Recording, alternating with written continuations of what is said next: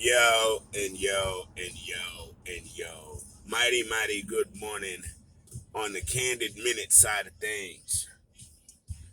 If y'all following my YouTube channel, I just dropped the next minute. All of that should be posting very shortly. Uh, Tonight we got a great Candid Corner where I'm definitely talking more football. Mr. Lewis and I definitely talking more football, more stuff. More headline, you know how we do. And this Thursday, we got another Wrestling Town with my main man, JP the franchise, doing it nice and big. So make sure you check out the Thursday night Candy Corner show as well as tonight's. Got big things coming, new segments coming in the next few weeks, all kinds of great stuff. So right now, I'm going to talk a little bit of New York football, starting with the loss the Giants took last night. I am frustrated. I was frustrated with the Knicks loss last night, and I was equally frustrated with this Giants loss. You know why? This is a game we could have won. Yeah, we could have beat the Chiefs, y'all, but we didn't. And now we're 2-6. They're 4-4, man. They're not like this world beater team that they've been. I don't really know what's up with that team, but Kelsey is having more fumbles than I'm used to seeing him have. You know, Patrick, even though we got that sidearm sling, dude, he's still throwing interceptions and not being as sharp as he is. And I will tell you this, them not having a running game is killing them. They don't have no running game. You know, and yet, with all these deficiencies, we couldn't capitalize. You know, we picked them off, and then Daniel throws a pick. Great. Now, I'm not knocking Daniel. I actually love this kid. I love his moxie. I like him as our quarterback. But in the day, you know, we just keep getting hurt. You know, Sterling, Shepard, Kendarius, Tony. I mean, God dog, man. And we fought like crap. You know what I mean? And I mean, again, 17-20 is wild respectable. I mean, they could have.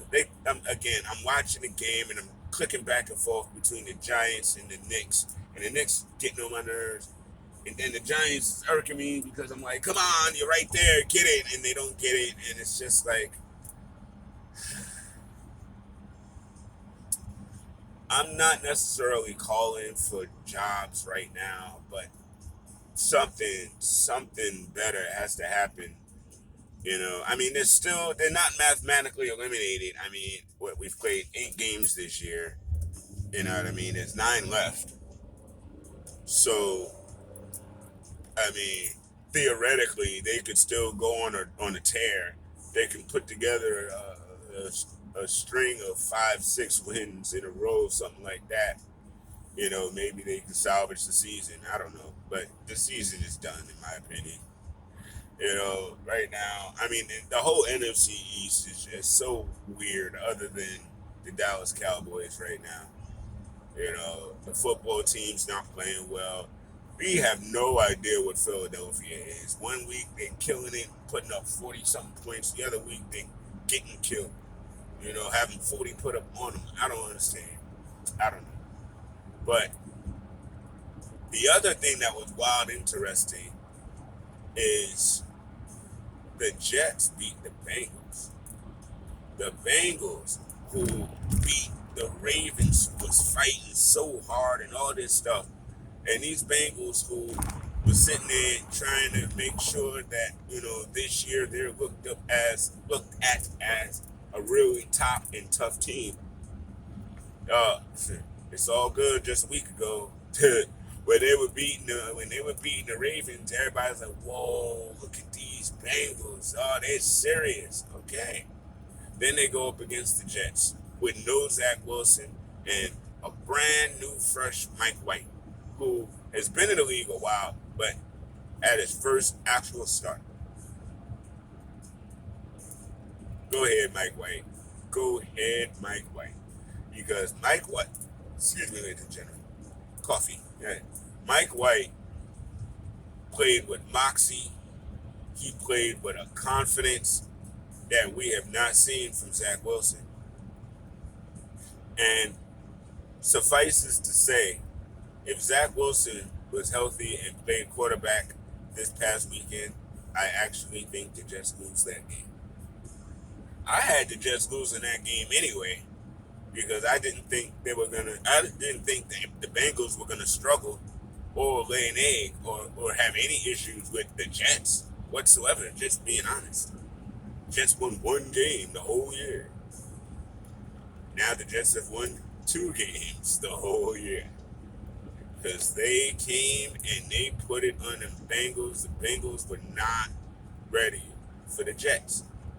And it was really fun. It was a really fun game to watch because, I mean, honestly, for the Jets, there was no expectation. There was no stress. Go out there and do your best. We probably gonna lose anyway. It's all good. Just go out there and do your best. Don't get hurt. And we come to find out what his best is. Now, I'm gonna put this question out to you guys right now, but I'm gonna delve into this question. I'm going to set it up as a Twitter poll too this morning, and we're going to talk about the answers tonight. So my question to you guys is, when Zach Wilson is healthy, should he get his start back, or should Mike White be the starter going forward? I know he's first round pick, yada, yada, yada. Listen, in this generation of NFL, drafting your top quarterback, I almost want to say it doesn't necessarily matter if you realize that it's not going to work early. I go back to Kyler Murray and Josh Rosen. I'm even going to the Sam Darnold because I feel like they gave up on Darnold a little early. You know what I mean? But, they didn't give him weapons, and he's an okay quarterback. He's okay. He ain't great, but he's okay. He's better than Zach Wilson, though. And he's seen some things in this league. So sometimes I feel like when you grab the kid straight out of college, hey, sidebar, I'll never understand. I don't care what y'all tell me. I'll never understand why the most inexperienced player on the team gets the keys to the kingdom while early. I'll never, ever, ever, ever, ever understand that. If I was a GM/coach, I'm not looking at shiny Nunu for right now. I'm looking at shiny Nunu. Like, if we're going to draft you, I'm going Aaron Rodgers route. You gonna sit a year, 2 years even. You gonna sit. You gonna learn this offense. You're gonna learn what the defensive schemes in the NFL look like. You're gonna learn, because I am not willing to risk my career on a novice. Just not. And I don't want to risk ruining all of the good traits and tools that I saw in college in this kid, because we put him out here in front of grown men who play this game for a living, and I don't want the deer in the headlights look for a whole season. Maybe a game or two, because even though you've got the reps in and the practice in and you've been on the bench for a while, when you first get into the game, yeah, there's a speed and the fastness there that you got to get used to. But again, dude, when you got folk that are eating off this job and got careers, I will never understand why you put everything in the hands of a rookie quarterback. I'll never understand. I mean, and when I say rookie, I mean I've never played this game at a professional high level. I've played it at college. And if you watch college, the college game is way easier than the NFL game. The college game don't go nearly as fast. The college game is a lot easier than the NFL game. Sure, some of the throws are the same, blah, blah, blah, blah, but the talent level is not the same. You got guys that are literally going to be teachers, accountants, and plumbers, you know what I mean, or engineers, graduating from college, and that's who you playing with and against. In the NFL, it's simply people that are there to be NFL players. Period. They're not studying law. You know what I mean? They're not trying to get their doctorate. They're trying to knock folk out, make this millions of dollars, and play football. So why in the world do you have guys whose only experience is study hall, are now in charge of these $1 million franchises? Listen, somebody gonna have to tell me. I mean, and don't tell me, well, it works, because it doesn't always work. No, it doesn't.